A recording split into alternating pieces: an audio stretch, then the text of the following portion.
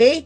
So, but for now, let's look at the review and validation of our God concepts. Okay, so tingnan po natin ngayon pag pinag-usapan po natin yung sa ating gender sensitivity training. Ano-ano ba yung mga madalas na pag-uusapan nyo? Siguro marami sa inyo na naka-attend na. Ay, naku, madalas pinag-uusapan sa gender sensitivity training ay yung sex and gender, no? Tama po kayo, no? Madalas kasi ito, parang tingin nila pareho lang, no? Lalong-lalo na sa mga medyo probinsya na hindi masyado pang napag-uusapan ito. At bakit ba nagiging usapin pa to, no? Pagpapalit nila, no, yung sex and gender. Sa bangko, no? Pag pumunta ka sa bangko, makikita mo. Ang sa halip na gamitin nila yung sex, no? Ang ginagamit nila ay gender. Siguro ibang pumapasok, baka yung intimacy pumapasok sa sex, no? But we're talking about natal sex, no? Or sex assigned at birth, no? Based on sa ating physiological and anatomical differences na nakikita ng mga doktor o kung sino man yung health practitioner natin. Okay? So very important yung usapin ng sex, no? Kaya kasi nga sinasabi natin, no, nai-interchange ito ng mga tao, kaya importante, no, sa atin palang malinaw magkaiba ito, no? They're different, and it is not just about recognizing that they're different, but it is also crucial and critical na naiintindihan natin bakit sila magkaiba.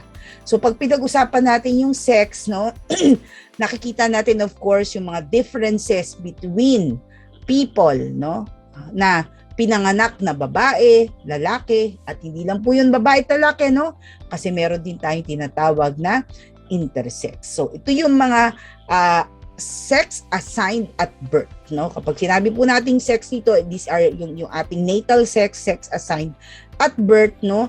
Based on anatomical, no, yung biological anatomy natin at saka physiological characteristics or markers, yung mga chromosomes, so na nandoon, So yung genitalia, nandiyan, yung penis, vagina, no? O kaya baka parehong merong penis at vagina, o kaya yung iba walang ovary, no?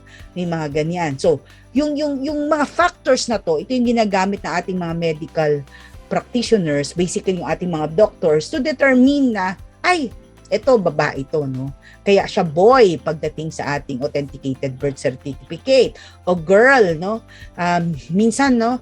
Yun lang naman, boy or girl, kasi wala naman naglalagay ng intersex, no? But basically, dun sa mga intersex, sila lang po yung pwedeng magpalit sa kanilang authenticated birth certificate, kasi wala, I don't think kung may mga naglalagay ng intersex ngayon, But when we look at sex, no? We also look at the maleness, femaleness, at dito makikita natin yung binary, no? Pag sinabi nating binary, babae, lalaki, no? Hindi pa masyadong tinitingnan, meron diyang bakla, tomboy, LGBT, marami na gender fluid, transgender, no? Pag-usapan pa natin yan sa bahagi ng sex, no? So, yung distinction ng binary is very strong, no? Pag pinag-usapan natin yung sex, no? Kasi yung chromosome, no? Kaya very important, no? Pag pinag-uusapan natin itong primary and secondary sex characteristics, no? Tinitignan din natin yung usapin ng gender, no? For example, kahit ikaw ay trans woman, ibig sabihin ay pinanganak ka na ang natal sex mo ay lalaki, pero ang gender identity, ang pagkilala mo sa iyong sarili ay babae, no? Magkakasakit ka pa rin, no? Pwede ka pa rin magkasakit ng anong sakit ng mga lalaki, no? Yung pwede ka pa rin magkasakit, no? Ng sakit na may kinalaman sa mga sakit ng mga lalaki. At ganun din yung mga trans man, no? Na ang kanilang natal sex ay babae, no? They're born with a vagina. Pero ang kanilang gender identity ay lalaki, no? Tinitignan nila yung kanilang sarili bilang lalaki. Pwede pa rin silang magkaroon ng mga gynecological disorder, no? Breast cancer, hindi mawawala yan, ovarian cancer. Kasi bahagi yun, ng kanilang primary and secondary sex characteristics. So what we also look into this, no, in terms of the gender dimension, no? For example, kung again, siguro very critical yung usapin ng mga transgender. When we talk about sex, no, as we mentioned, this is very important, no? Kasi kahit dun sa usapin, for example, ng mga transgender, no? yung mga kanilang primary and health characteristics, no, because they're taking hormonal replacement, no, sa mga transgender, no, sa trans women, so that they can develop more of the secondary sex characteristics of women, and at the same time sa mga trans men, no, so that they can develop more secondary characteristics of the male, no, kasi ito pwedeng ma-alter, no, ng mga hormone replacements natin, ano. So ito, no, may epekto ito, no, dun sa mga specific health needs. Kaya napaka-importante na hindi naiiwan yung usapin ng gender sa usapin ng sex, kasi yung reality ganon. Kaya napaka-importante tignan ano din yung trans health. And beyond that, no, meron pa tayo, kaya nga sinasabi natin na pwede siyang trans woman, no, pero at the same time, ang sakit niya ay prostate cancer, no, kasi yung kanyang natal sex ay lalaki. O trans women, no, trans men, pero ang sakit na nakukuha niya, no, meron pa rin siyang sakit dun sa tinatawag nating gynecological disorder.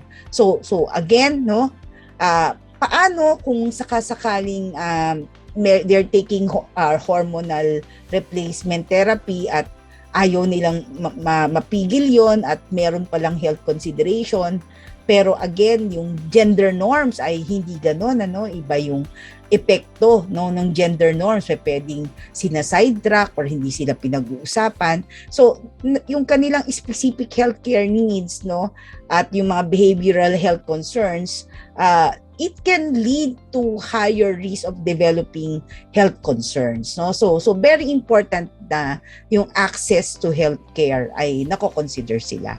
So sa ngayon sa atin wala pa po we have a lot of trans gender, no, but hindi tayo masyadong pinag-uusapan pa, no. Pero sa mga healthcare center, I know that this is already part of the package of the health package that they're also offering. So very important po ito, no. So and beyond the binary, no, alam na babae lalaki, no. So hopefully malinaw po 'yon, ano, sa usapin ng ating sex, no. Now let's move into the more engaging discussion when it comes to gender, no.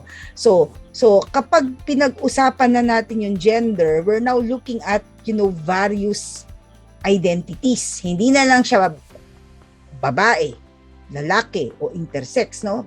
But unlike yung natal sex, hindi siya binary. Hindi siya babae, hindi siya lalaki, no? Broad spectrum siya that a person may identify at any point, no, dun sa kanyang buhay.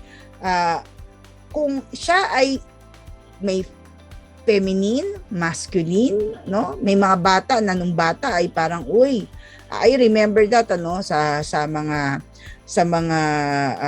tawag na to, when you look to your alumni homecoming, di ba?